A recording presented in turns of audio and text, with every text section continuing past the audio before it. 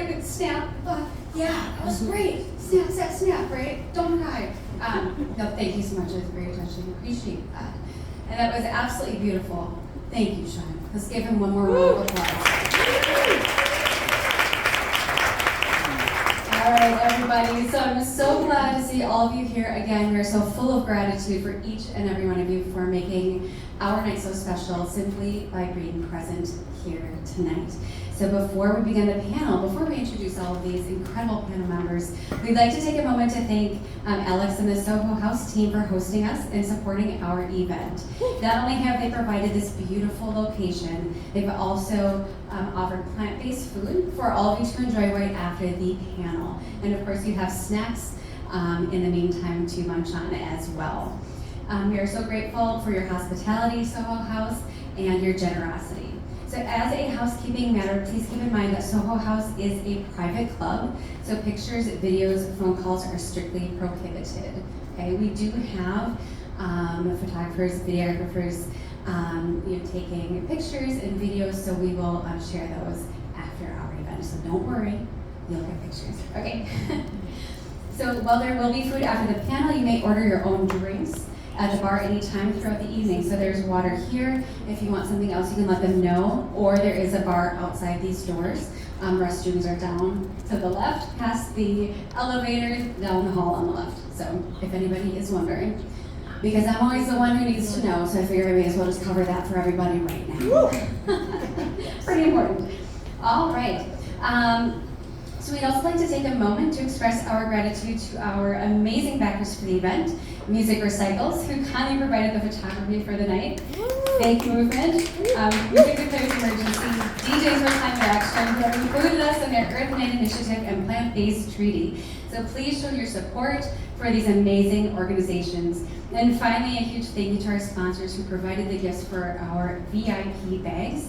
And they helped us fill them with products that are better for the planet. So we have Veg News, Maxine's Heavenly, Pura Vida, Partake, and More for Beauty, From the Ground Up Snacks, Unreal Snacks, Parma, and now these organic bars. And I know once you have one, you're going to want to have, well, more. So please go ahead and look them up and share all of this with your friends on your socials as well, because these companies definitely also deserve your support. So for those of you who are the first 40 guests and received a VIP bag, we hope you enjoy all of these eco-friendly gifts and spread the word about these companies. For those of you who did not receive a VIP bag, I do believe we may have a few left, but we do have some treats kind of scattered about for you to try as well. So don't worry, you're not going to get left out. We will find something for you to try. Just come up and ask us, maybe not during the panel though. Wait till after, okay? All right. All right. So it is time to bring up our featured speakers. Are you all ready for this? Okay. Perfect. All right. So first up, I want to welcome Benjamin Grant. Come on up, Benjamin. Benjamin is joining us all the way from Northern California today. Welcome, Benjamin. Right here. Please come up and have a seat. Benjamin is the founder of Overview, an online platform and now a book project using satellite and aerial imagery to demonstrate how human activity and natural forces shape our Earth. Through daily posts, products, and collaborations, you aim to inspire the overview effect, which you will tell us about in a moment in our panel. So our next speaker is Kevin J. Patel. Kevin, come on down.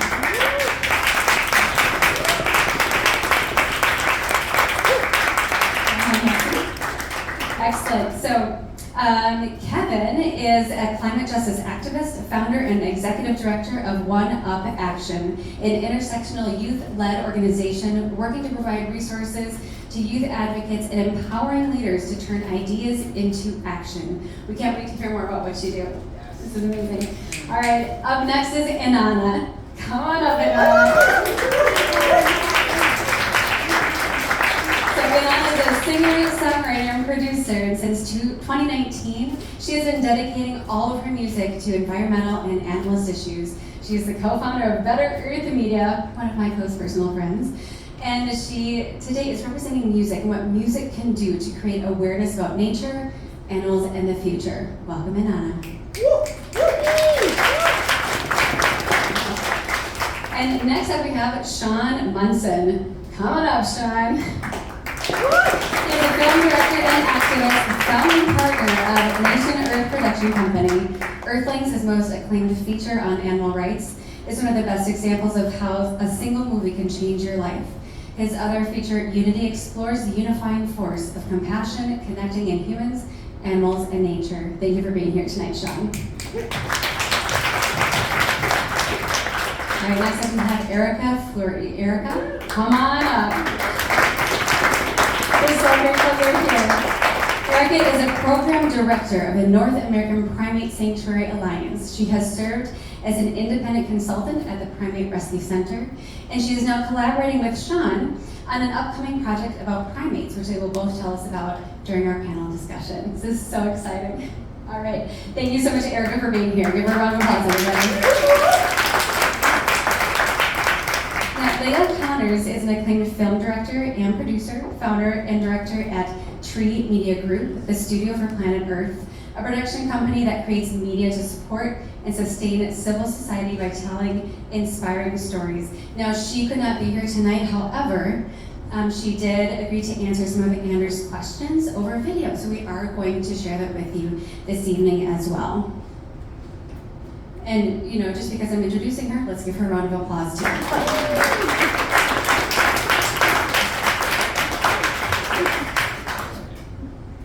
We're clapping for everybody tonight, didn't you know that?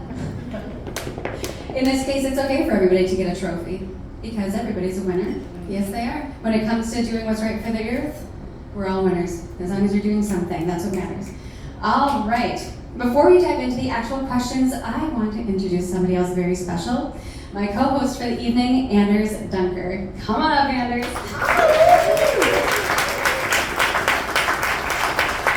Anders is an eco-journalist, philosopher, and environmentalist writer from Norway who adds so much value and insight to every conversation. Welcome, Anders. It's so good to have you here. And I will tell you, this is the first time that I'm actually co-hosting with somebody. And you know what? I'm so grateful and honored that it's you. Great. Thank you, Jane. Thank you so much. And thank you to everyone for coming out.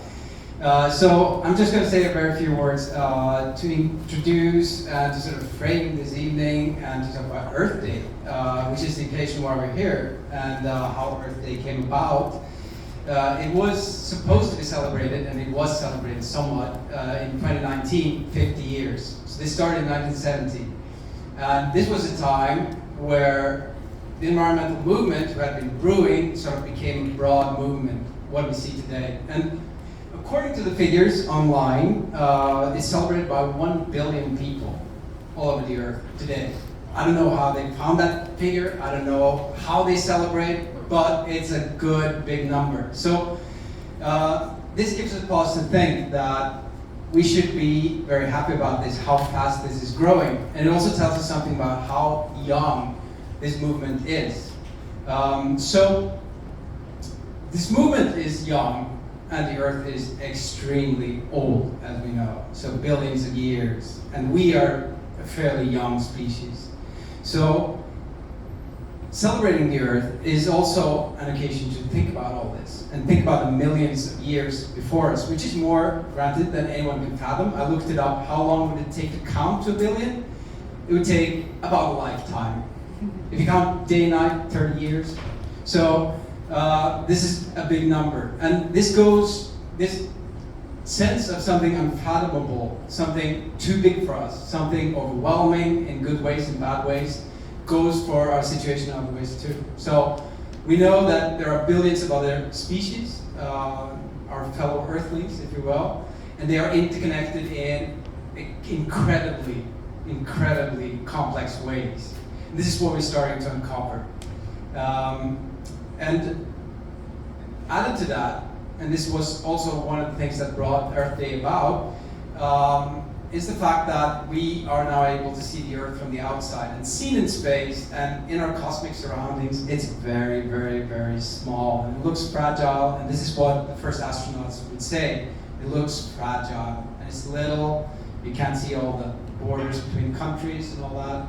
We'll speak about this later. But this experience is something very new.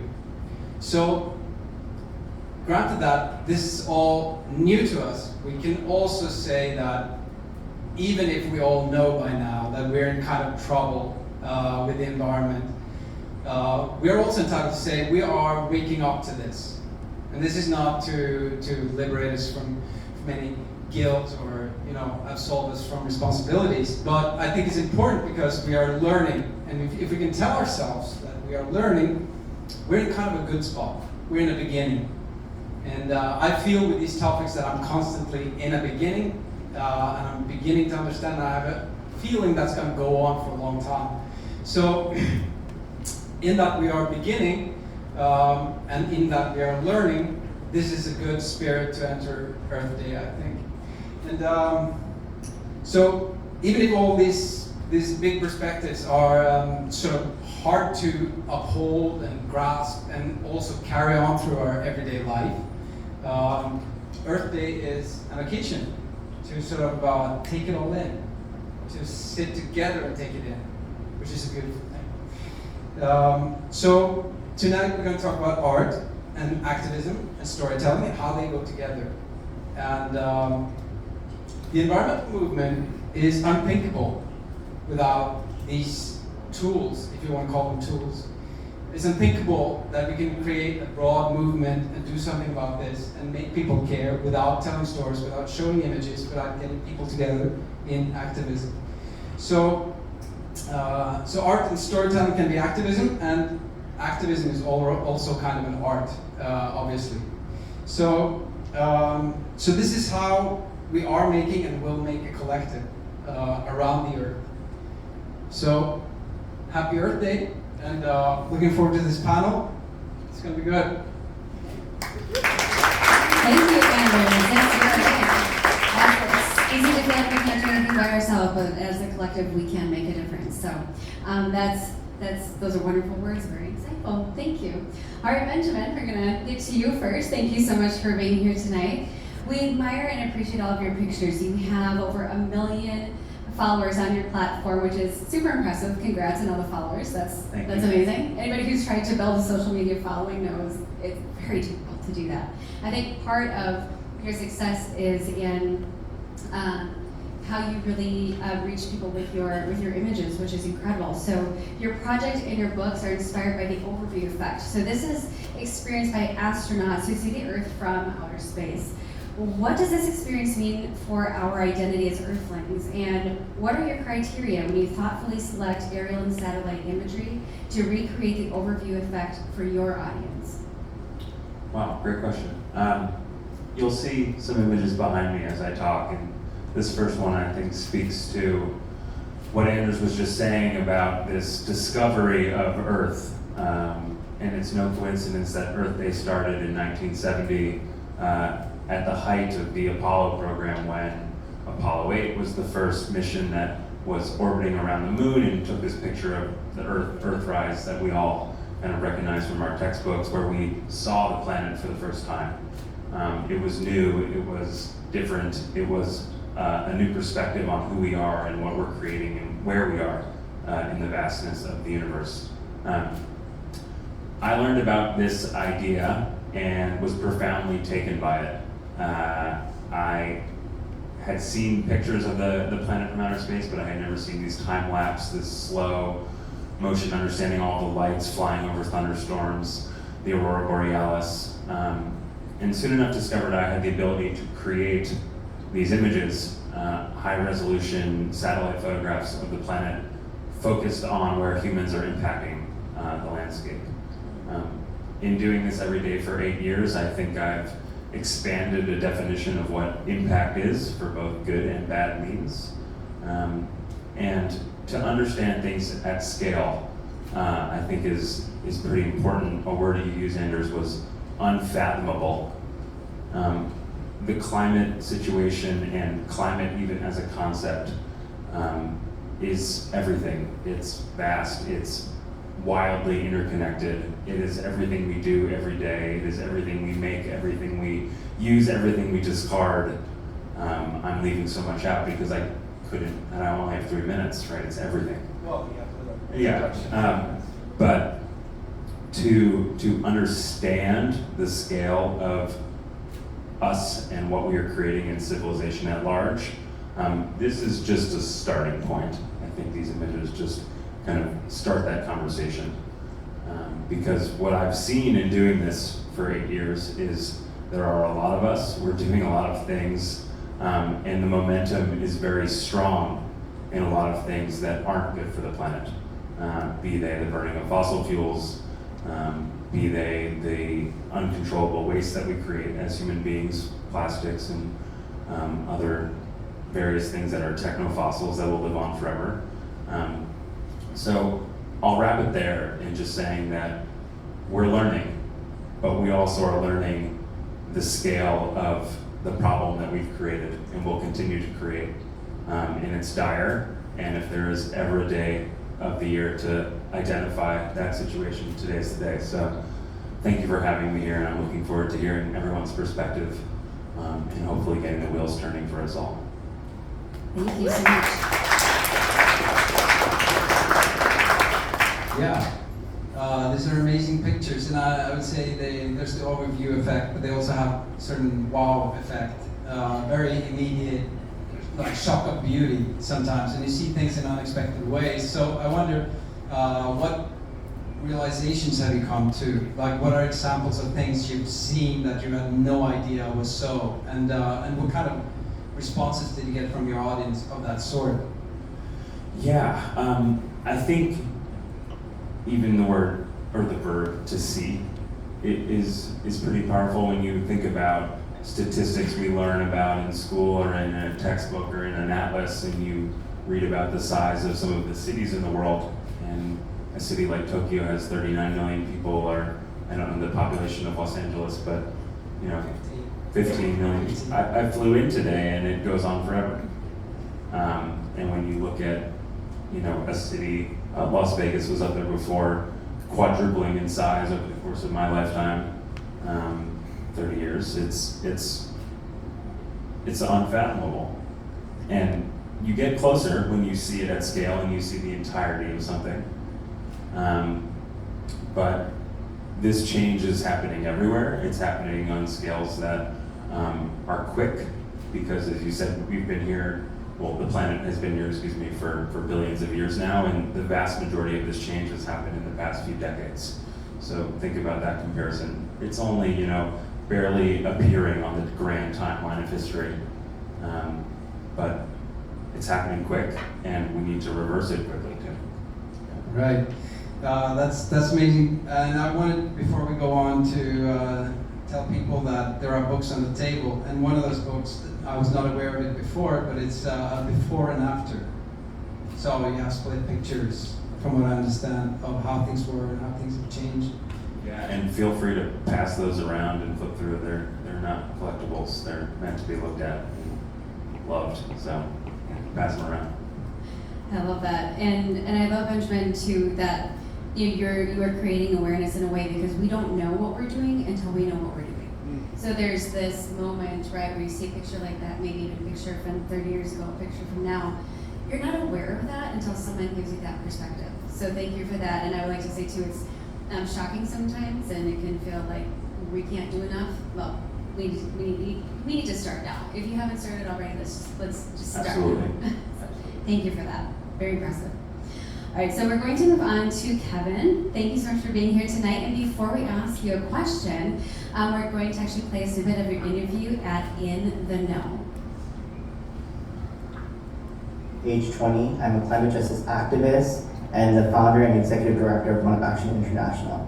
I started my activism 10 years ago. At the age of 12, I was really working around food apartheid, food desert, and AKA food prisons. But second semester of my 6th grade year, I was directly impacted by the climate crisis, by the air and smog pollution that ravages my community of South Central Los Angeles. I was in and out of the hospital. I noticed that it's not just me that's being impacted by this issue. Air and smog pollution causes many health issues, such as heart palpitations, irregular heartbeat, cancer, asthma. I said, you know what, this is not just an issue that's affecting me. The fossil fuel industry is right in people's backyards. I mean, literally in their backyards.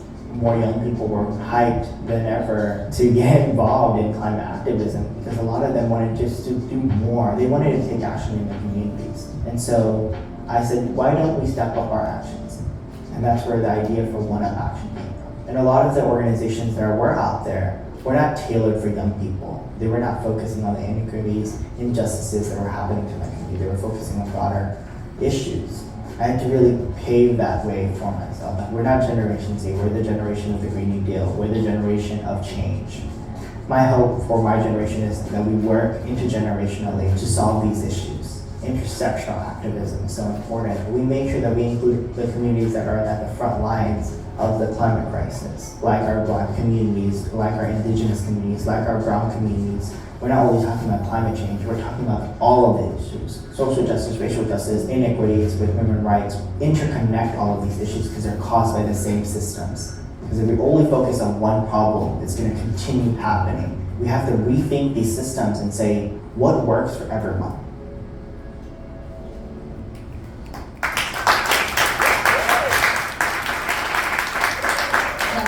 That's fantastic. And I love this because this is something so focused on youth, and it empowers youth, which is important because we need to empower our youth so they are empowered and knowledgeable adults and that they're taking action from a young age.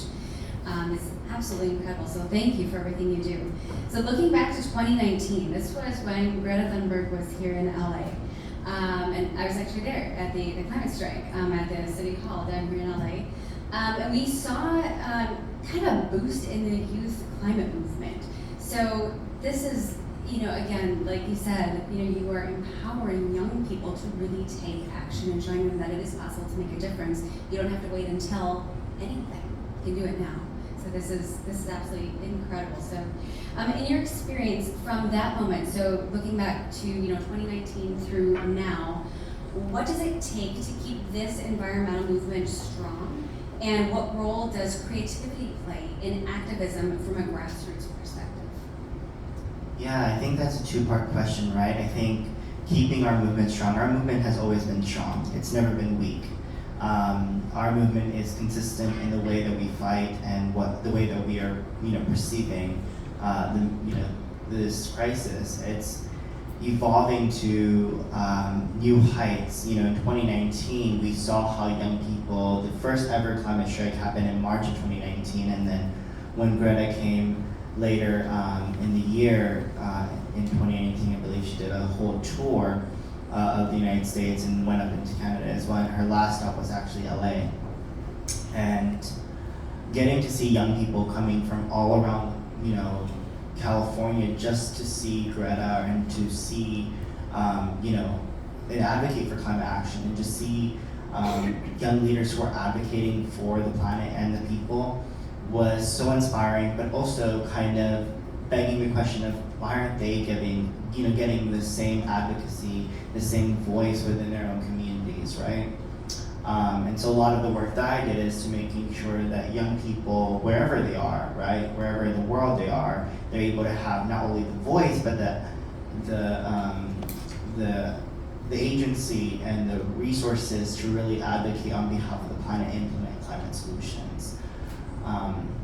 So yeah, our movement has really been joined by how young people are just saying, F the politicians, we're not just the leaders of tomorrow, we're the leaders of today. We're not gonna wait around for our politicians to implement climate solutions, we're gonna do it. And I've seen that from young people from all the way to India, all the way to Brazil, to just so many different places. The organization I founded, One Up Action International, which earlier in 2019 we focused on amplifying BIPOC voices, because in the environmental movement for such a long time it was heavily dominated by white and white passing voices, and so it was lacking a lot of the narratives that marginalized communities, especially those impacted by the climate crisis, were not given the platform. And so we really wanted to be that platform, and now we've really kind of transitioned into not only giving BIPOC young people the platform, but giving them the agency to implement climate solutions and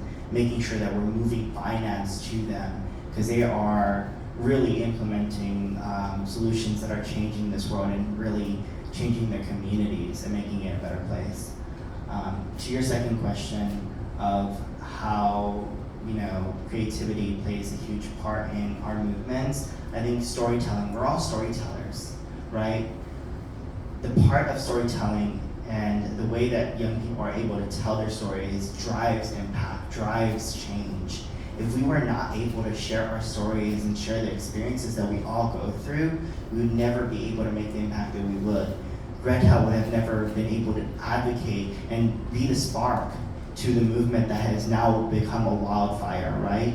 So we all are storytellers in that fact of like, this is how our movement sustains ourselves, by telling individual stories, by continuing that that narrative of that this is happening now. It's not happening in the next 15 to 10 years. So yeah. Thank you.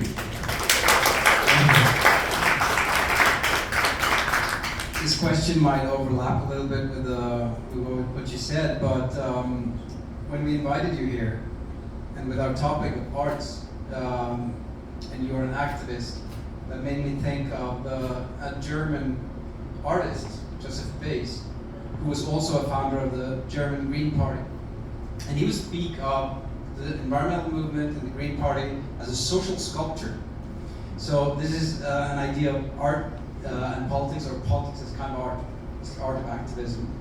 And in art, I guess one of the magic things about art is that it makes things visible. Things that otherwise would not be seen or heard or even perceived can be visible. And you're focusing on climate justice. So how can this movement that you're building and movements like that sort of sculpt and put people together in a way that brings all these climate injustices to light, that make them visible to other people?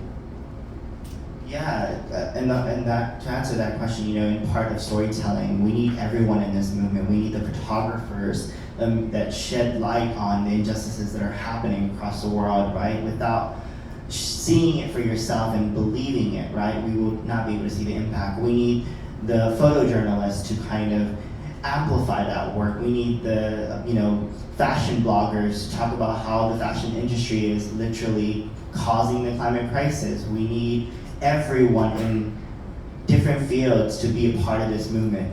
It's not just climate activists, it's not just young people. I always talk about how this movement is not only intergenerational, but intersectional, right? We need both things to really sustain impact and action.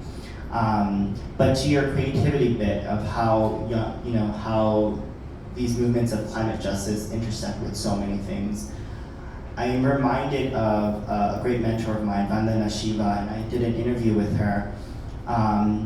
Such an honor to do an interview with her, but being able to speak to her, and she told me that creativity takes form in many different lights and many different levels. Like I said, without the photojournalists, without the artists and musicians, without the celebrities and people who are just involved in everyday actions around climate, we wouldn't be able to get where we're at. So activism takes form in many different forms. And whether we like it or not, we all are activists. And yeah, I'm reminded by that guiding light that Vandana Shiva mentioned to me. That's such a great answer. Thank you so much, and I love that you are talking about the intersectionality of the environmentalist movement and how important it is to have intergenerational intersectionality. We need everyone on board. Everyone. This isn't like your job, my job, his job, her job, their job. This is all of us together, so we all need to do our part. So thank you so much for such a thoughtful, insightful answer. So just nodding head. Thank you for having me.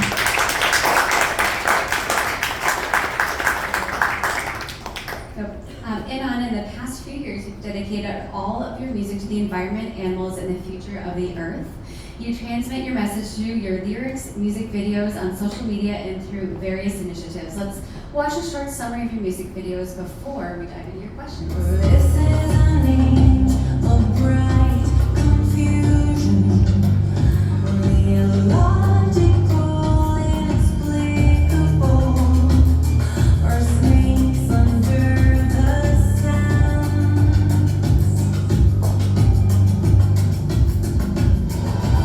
Neon Arcadia, so technological.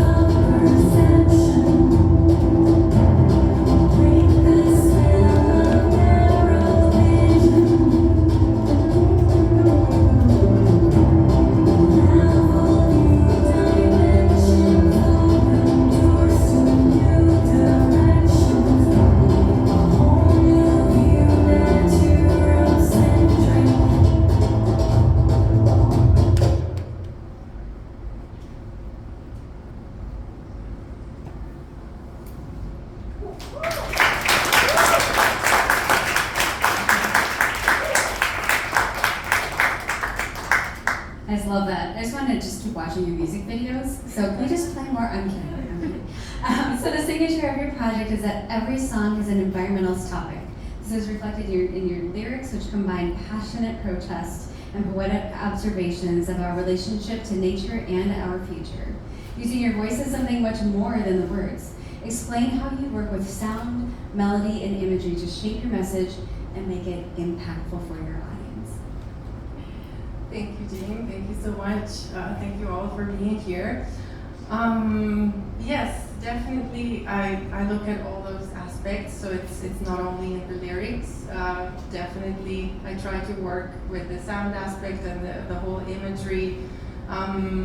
What I try to think first before working on any new project, any new song is how can I take these topics that are from an everyday mind frame to a setting of drama, to the big drama, talking about the bigger history of the earth. Like how can we talk about these things that are, you know, our everyday lives, but take them to some kind of stage. That's the idea that I have when I work on these projects. And I try to do that, of course, with the lyrics. Every song is dedicated to a different environmentalist or animalist topic. And through the sound and the imagery, I always had the idea of doing something that could be perceived as kind of timeless. So I added some ancient and traditional instrument, in this case, Middle Eastern.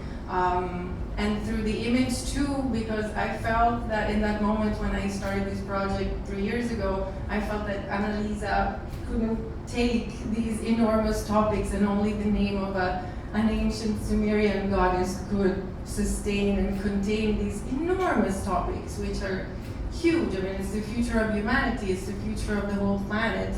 So I felt that I needed a bigger name for this.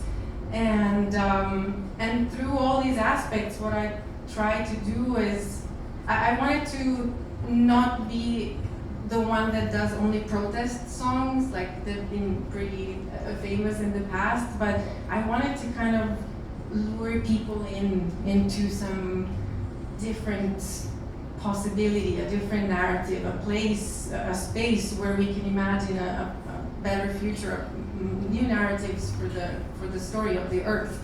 And so the whole idea behind is to invite into this world and witness the darkness. Of course, there's a lot of darkness, but also try to see the light, or where we can rewrite the story.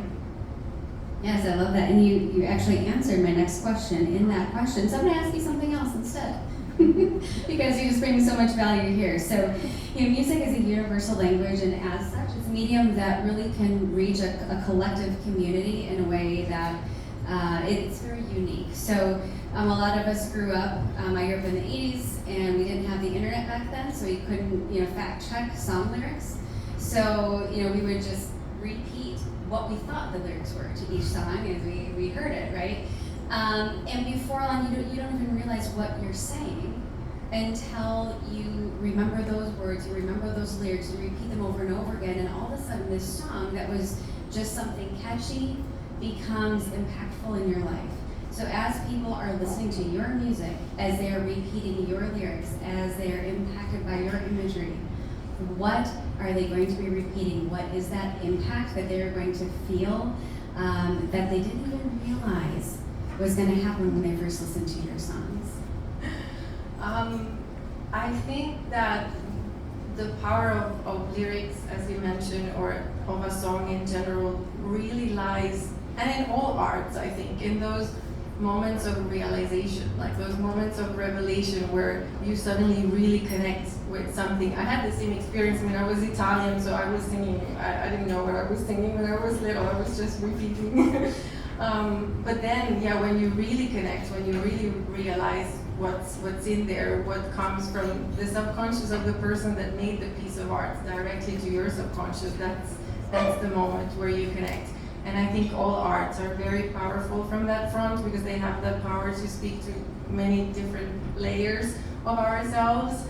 And I think in music in particular, through the lyrics and through the sounds and the context where it's made, it's very ritualistic. It has the ritualistic power, not only because it can bring us together, it has to do with collectivity, but also because in ritual, if you think about it, you start being a person and you go through the ritual and then you end up being someone else. I mean, the ritual is really something that makes you change. And I think arts are incredible for that. And that's what they should do right now. If they are authentic, they do. Sometimes art is crafted a little bit, commercially, but when it's really authentic, it should be that ritual that you're not the same person before and after. And that's what I'm trying to do, and I think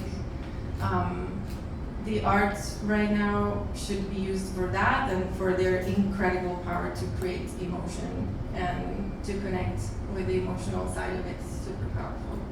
I completely agree, and thank you for that thoughtful response. That was absolutely incredible. Do we have anybody who was born in the 80s or before who remembers that, like not being able to look up lyrics on the internet?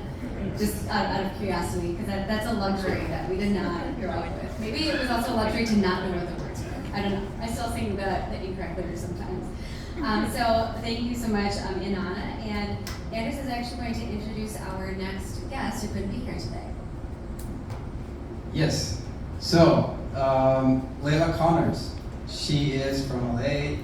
She moved out to the East Coast during COVID, and she kind of never came back. She was planning to come back for a film project, and she was planning to come here tonight, but plans changed for several reasons. So instead we have a taped interview, but it's directed to us, it's for us. But Leila Connors, she is a film director and producer, founder and director of Tree Media Group. And it calls itself the Studio for Planet Earth. It's a production company that's dedicated to creating media to support and sustain civil society by telling inspiring stories. She's famous for her films co-produced and featuring the voice of Leonardo DiCaprio and the person too. Her last film, Ice on Fire, produced for HBO, came out in 2019, and she's also made a lot of environmentalist shorts with DiCaprio and with other people. And she's also these days posting a lot on war and the war in Ukraine, and she has worked with Mikhail Gorbachev, and she has a very keen eye for good perspectives on what's going on in this world. So her first film was The 11th Hour with DiCaprio. So Leila will be on screen, and I recommend everyone to check out her channel. It's called Need to Know, N2N.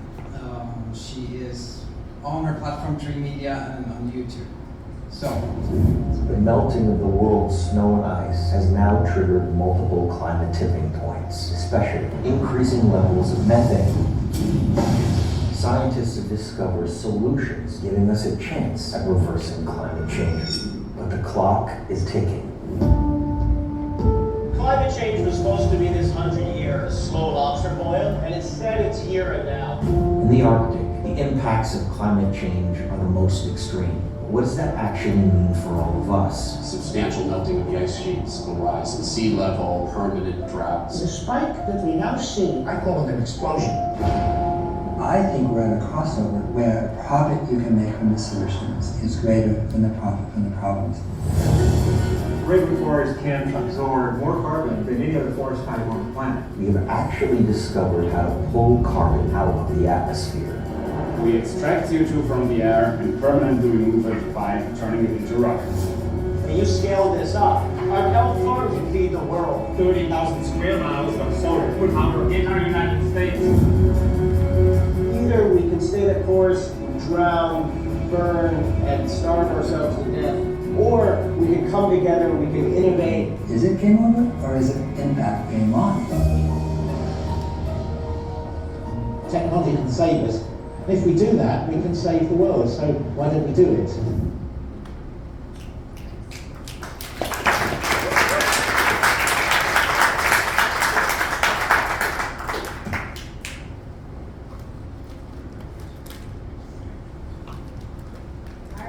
Warehouse. Happy Earth Day. We can say happy these days. Thanks to Anders and Soho Warehouse for hosting this Earth Day celebration. Unfortunately, I can't be with you in my native Los Angeles because I just moved to upstate New York.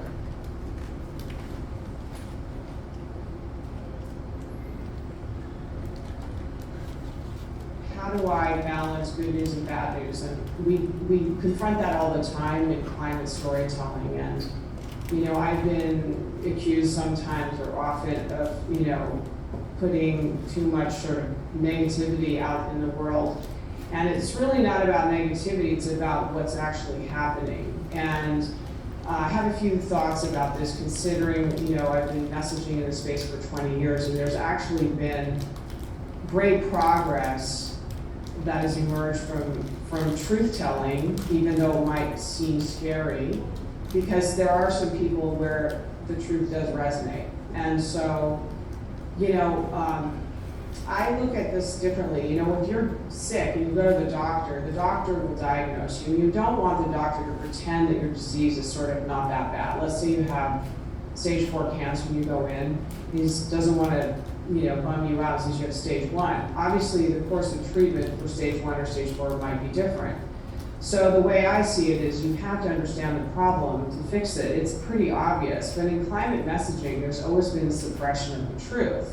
What's fascinating is that actually the truth was way worse always than what the media was really allowed to discuss. So in our films, we've tried to get as close to the truth as we possibly can, even in the face of pushback from people who really wish that that wasn't going to happen in our stories, if that makes sense.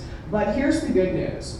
What I have found is that people who will take action, who have persistence, who have the strength to actually make change on the ground, resonate with these messages. And I know this because I've been told by people who watched some of our films and who've taken in the message deeply, have gone on to either change their companies, change their towns, change their countries, to take action on climate change in a way that actually helps. I speak to those people who are brave enough and risk averse so they can actually step into this real life heroic journey and be heroes themselves. So all of our films always have solutions, but they're always embedded in the truth. And that's how we balance it. There's always solutions, always.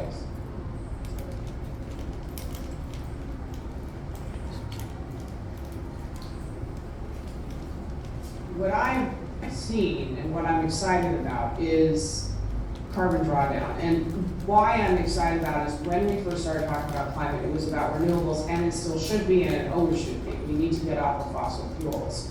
That said, there's 1.4 trillion tons of carbon that's up in the atmosphere that we put there since the Industrial Revolution. That carbon can come out of the sky, and that's sort of a revelation. We kind of already knew this, obviously, with carbon sinks like the Amazon and the boreal forest and mangroves, but we didn't actually understand the power of kelp or the power of peatlands. You know, peatlands can store carbon for thousands of years, so we shouldn't disturb any more peatlands ever again. They're actually doing us a huge service. But what we also found in Ice on Fire, the last movie that I did with Leo, was, you know, Christoph and Jan with Climeworks created that nimble little machine that could suck carbon out of the sky. And that's unleashed a flurry of innovation and new companies. There's even a group of people called air miners who are basically taking that feedstock and turning it into materials and fuels. Now, I understand those are net zero, but that's better than using fossil fuels because we're not going to instantaneously get off fossil fuels. So it's very, very exciting. That to me is the biggest hope. And the IPCC now does agree that if we are to bend the carbon curve and stay at 1.5 degrees, we have to take carbon out of the sky. And luckily, my next movie, hopefully, maybe my last climate movie, currently entitled Legion 44, we're going into production this summer. We'll discuss all the ways we can take carbon out of the sky, and there's some very young entrepreneurs that are doing incredible work, learning how to work with nature or use very sort of nimble machines, let's say, to help us remove the carbon. But the environment really isn't a topic, it's really about our humanity. And so as storytellers, we need to embed the earth and the environment inside our humanity and talk about it just like it is who we are, because it's the truth of the matter. When we do that, we sort of help people adjust their frameworks to understand that they live on planet Earth. We really aren't in an AI situation, in a sort of metaverse, all of those things, which are fun, but we do live here on planet Earth, and that's who we are as humans. It's not just sort of, oh, today I'm an environmentalist and tomorrow I'm not. We're always environmentalists because we're human beings. And that's really all I have to say at the moment. Thanks for listening. I'm sorry I couldn't be there with you all. Have a good celebration and good discussion, and hopefully I'll see you all one day in person.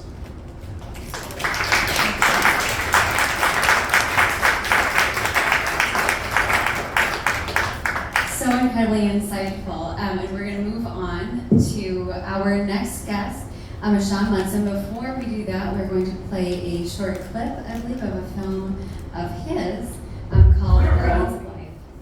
Oh, you know the history. Well, fires approaching. She was frantic. Collapse. There's more. Discharge 4 artery bypass. Right. Somebody call out to get a blood gas. What happened? Intubated on the way. CPR ongoing. Very low pulse. It doesn't sound good. It's a clear post-op infection. Pipeline's all clogged and ruptured. Rising out of control. Gotta open this chest up. She's probably bleeding. Probably in tamponade. Cheryl drip. She coma. Betadine.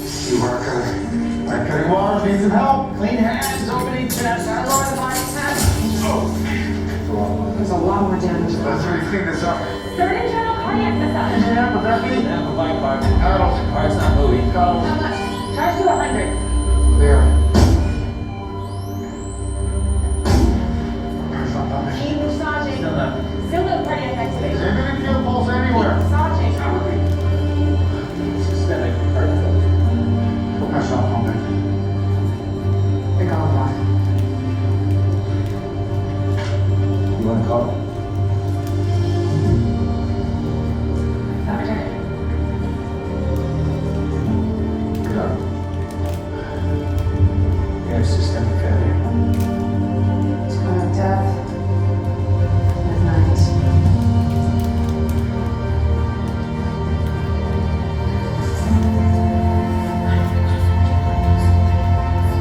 One passage. One passage. Two passage. Three passage. One passage. Two passage.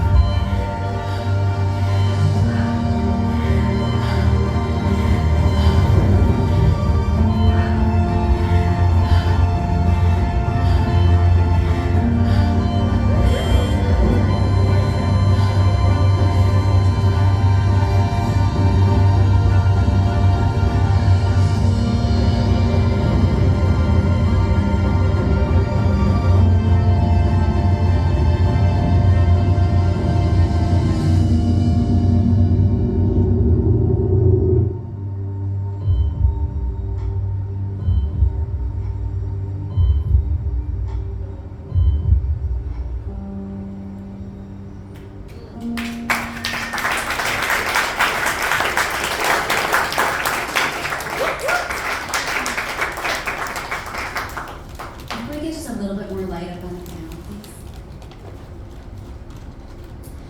So Shaun, that was incredible, and that was my first time actually seeing this film. So it's very moving because we're looking at these planetary doctors, right? Just trying and trying desperately to save a feverish Earth. She's dying, obviously. I love the hope at the end, but we're panicked. We're panicked. It's almost like at the end of the life, you wonder, could I have done more? Could I have done more? Could I have done more to save this life? And you wish you would have done something sooner, right? And we're there with you.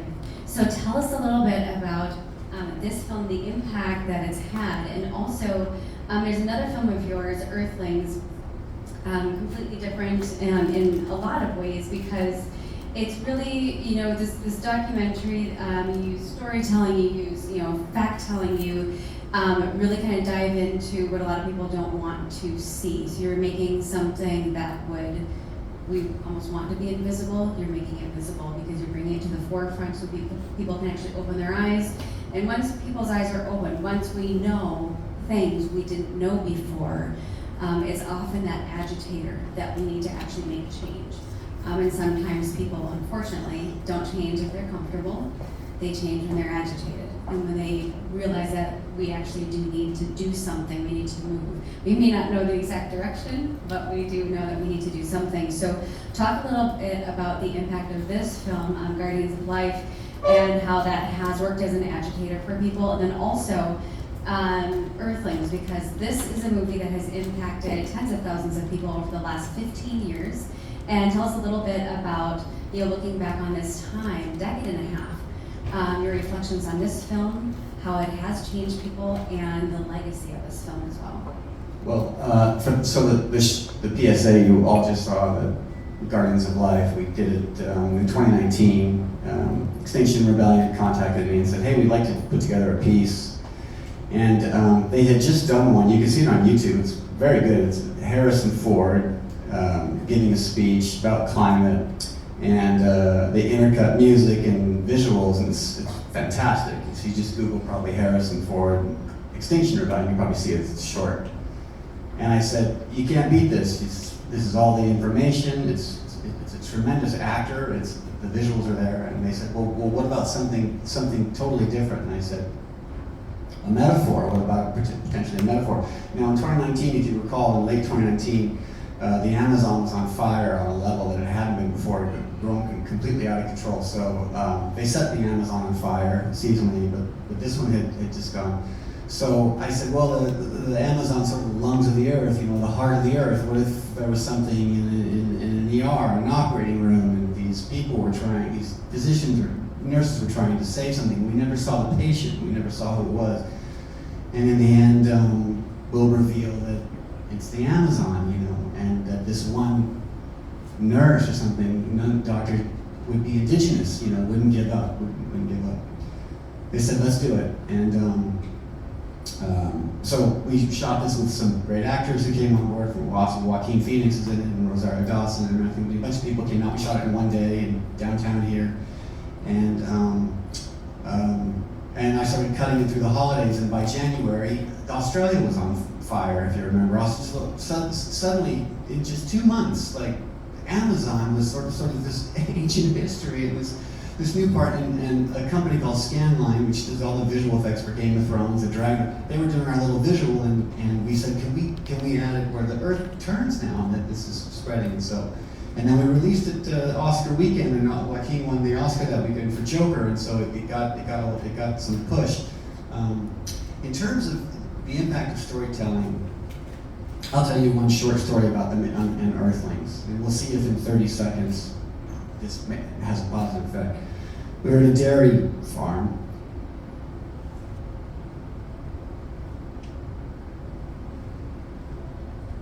I get emotional because you come home from work and you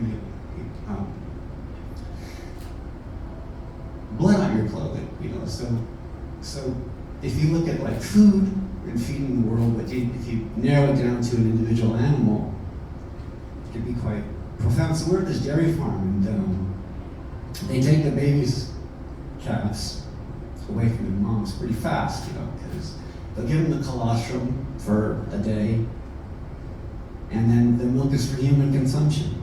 And we don't drink giraffe milk, we don't drink moose milk, but for some reason, cow milk is totally what we've been raised. I was raised, and all of us to drink. So they took this baby away, and this mother cow, she fought so hard to get to her baby. There was a barrier, kind of this door like a plastic barrier, and she banged her head so hard against it she broke her neck. And they take the baby away, they take the calf away.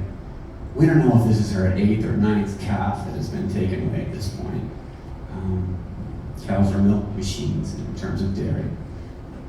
But what was amazing is that anybody with cerebral function who's watching this happen, you can see this cow is clearly depressed, experiencing distress. Depressed has lost her baby. What was astonishing, it's not even in the movie, we didn't end up using it, believe it or not, but was the other cows come around and try to bolster her up. I kid you not. And so we called it Earthlings because it was the only word I could think of that you couldn't separate.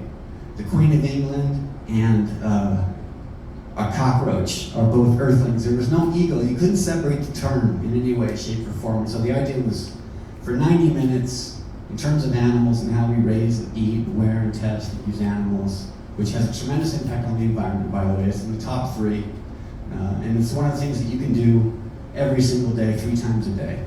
Easier than, I'm not saying don't vote, I'm not saying don't go fight fossil fuels or do everything you can with your governments, but it's something you can do every single day, which is change your diet. And I know that's difficult to ask because our food is associated with our culture, it's associated with our parents, with our religion.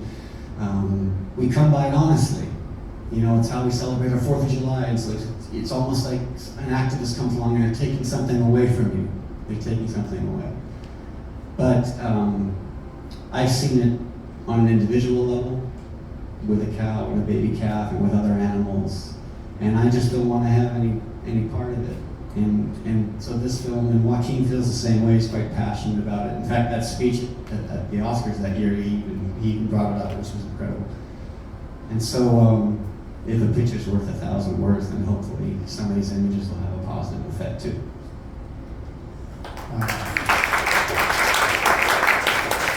Thank you for sharing that, Shaun. And I just wanted to interject here that your story is actually the reason why I decided to give up all animal products, because it was in the story you just said, but it was I'm not really a fan of algorithms, but in this particular instance, there was an algorithm that caused me to see a video on Facebook while I was nursing my daughter, and it was exactly what you described.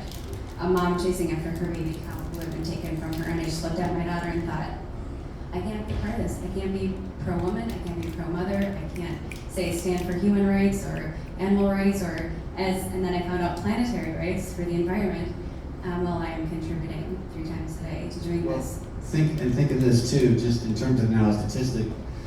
The estimates are 60, 70 billion animals a year, maybe as high as 80. It's astonishing to me that 8 billion humans can consume 80 billion animals a year. And what's really amazing is that we can feed up to 80 billion animals, but we can't feed 8 billion humans. We can't feed 1 billion humans, most of them children. Something's very funny about that math. And if meat intake is supposed to double by 2050, which is what the statistic will be, it doubled by 50%. So we've already taken off half of the Earth's forests since the Industrial Revolution. We've already removed 50% of the Earth's forests. Now, how are we going to feed 160 billion animals? Well, by clearing forests. There's only one way to do it. How are you going to feed these enormous animals when we can't feed people? By clearing forests, but we've already cleared half of the forest.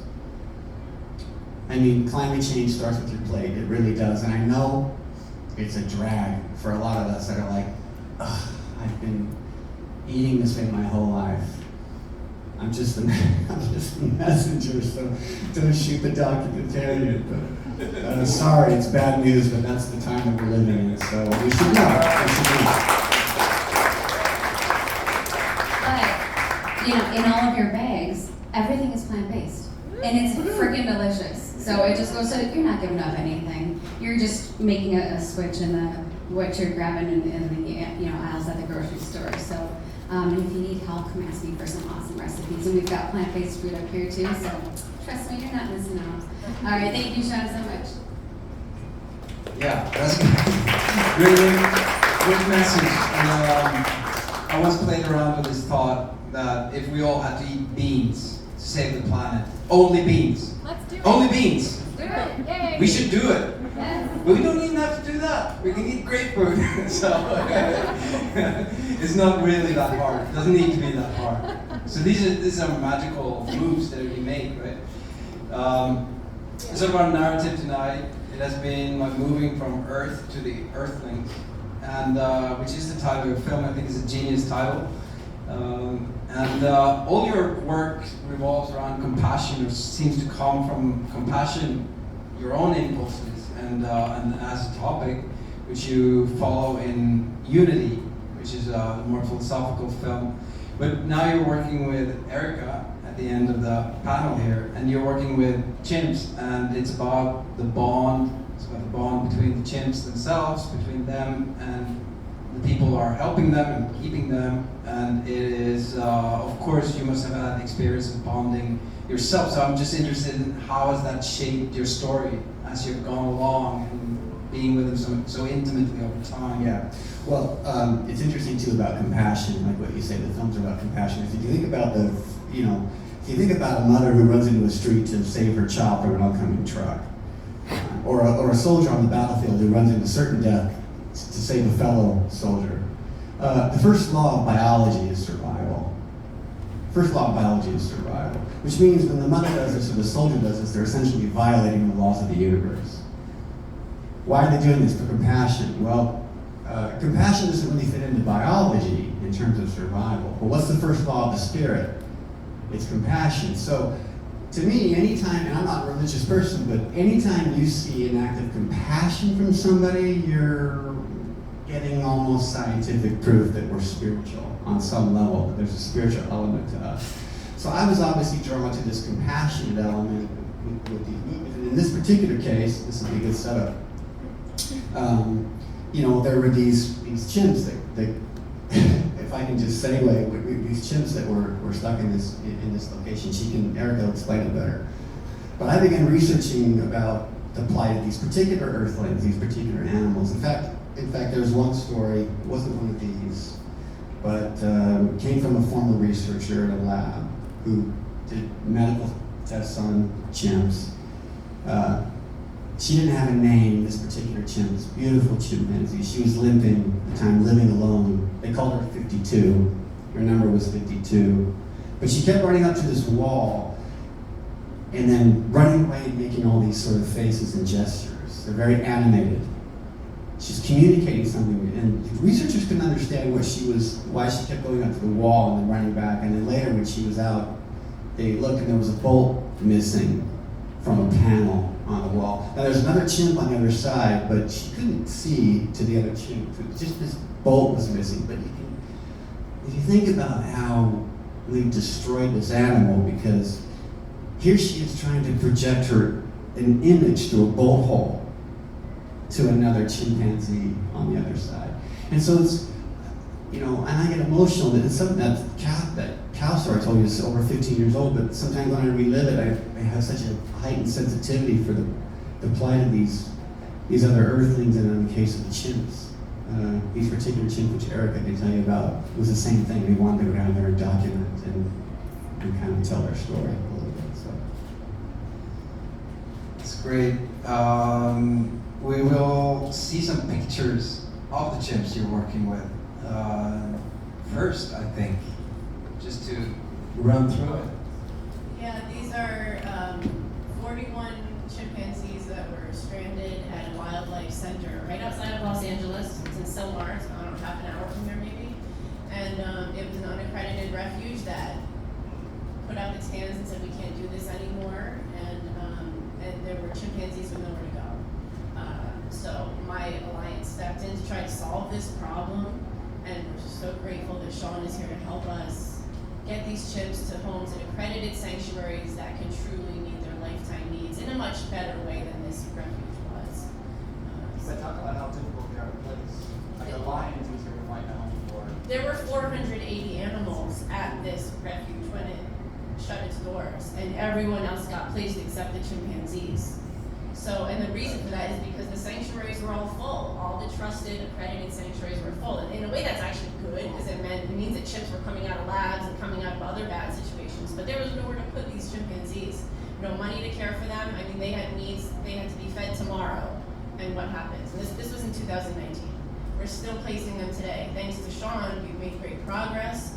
We've placed 23 of them so far, and 18 remain.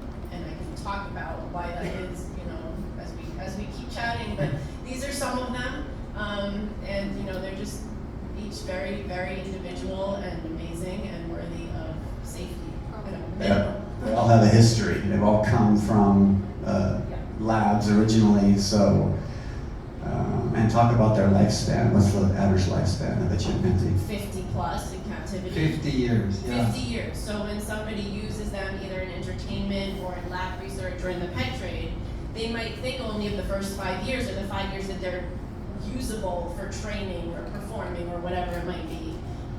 And then they live many, many decades more. And someone has to pay for that, and that's one reason why this facility had to shut, because they couldn't keep going anymore.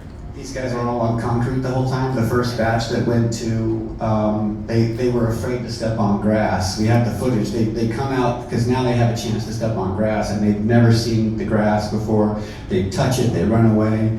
It takes It's a lifetime on concrete. I mean, grass is frightening after that. And you Right. can see that in some of these pictures. This is not optimal housing for chimpanzees, and they're still there. So I wanted to ask you, I mean, these individual faces and these persons as they are. I got your book a couple of weeks before this event. Erika's written a beautiful book, very comprehensive, that's called Monkey Business. And it has a subtitle, which is A History of Non-Human Primate Rights. And that title, the subtitle struck me like non-human primates, because we are primates. We are primates along with chimpanzees, the orangutans, the gorillas, and so forth. So recently, as we've talked about, there's been some breakthroughs in courtrooms around the world where individual chimps and orangutans have been granted personhood in legal cases where they've been mistreated or held captive. And it's sort of the beginning of a breakthrough. So I wonder, how can storytelling and images like these sort of help people to see these chimps as persons, as individuals? Yeah, the primate rights movement is still very much in its infancy. That's why I wrote the book, and the book is already 10 years old almost. So it's certainly not going as fast as I would like it to go. But there has been some progress made. I think one of the more notable examples would be an orangutan in Argentina. Her name is Sandra, who was granted legal personhood.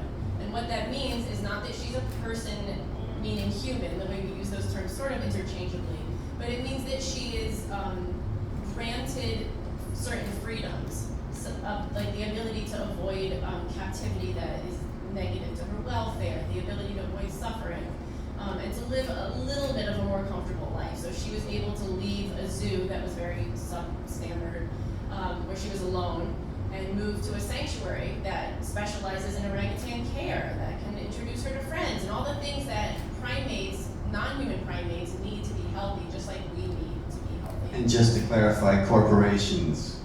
Some corporations can have personhood. A mosque can have personhood. I think a river. A river recently, yeah. New Zealand. Yeah. So this is a minimum, right? Like they deserve much more than that. But it's a start. It's a start. And legally it's interesting because according to law and the way law works, things are either subjects or they're property. And property you can do whatever you want with. A person has rights. So that is also why they confer like personhood to a river, which is the beginning perhaps of a new way of dealing with our surrounding earthlings and landscapes even. Beginning is the key word. I like to think of it as a slippery slope, and if we can get chimpanzees are the closest biologically to humans. We're 98.6% identical genetically. If we can get them increased rights, then that should eventually trickle down to other species. Because by no means do I think chimpanzees are more deserving than a rabbit or a lizard or anyone else who's suffering in a laboratory, But primate caregivers that work with them at these sanctuaries on a day-to-day basis get to know them as individuals. These are not, an animal that's sort of the other, our culture tends to compartmentalize like that, like we're humans and everyone else is the other, they're animals. But these are individuals with very distinct histories that shape their current care and their well-being and their future ability to handle things. Like if a bolt is loose in a wall, I mean, they're very much people. And I use that word intentionally. And I think the magic of using the arts to benefit this movement is that when you look at a picture, like some of these behind me, when you look at a picture of a non-human primate, it's very easy to identify the person in that picture. When you look at that's someone looking back at you. It's not something, it's someone. And that's what film and photography and all the other arts can help communicate. Yeah, absolutely. And Erika, thank you so much for that. And Shaun, helping with this is just absolutely incredible to see. And there's, like you said, there have been changes made, not as quickly as you'd like to see. At least we are seeing some changes made. So last question of the night, because we are running over. So tell us how stories, this kind of wraps up our night nicely, actually. So tell us how stories, so storytelling, these earth stories of non-human earthlings is able to create such an immense impact and in how we care for wild, endangered, and mistreated animals, particularly in this age of social media, and how that impacts the earth and the environment as a whole. No pressure, right?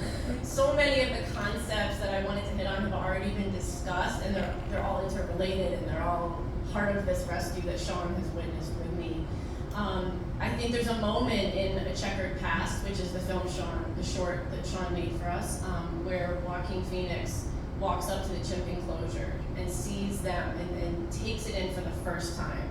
The dilapidated caging, it's broken like wire mesh and cement floor, and all he can say is wow. He says wow, very understated. It's quiet. You can barely pick it up over the sounds of the animals and the wind and everything like that, but it's staggering to consider, but yet the beauty is that progress is being made, and events like this leave me feeling better. And when I look back and think about what we've accomplished, just in terms of primates, because that's what I know, right? But amazing work is being done by everyone in this room right now, and that's what matters. Progress is what matters. We don't have all the answers yet, but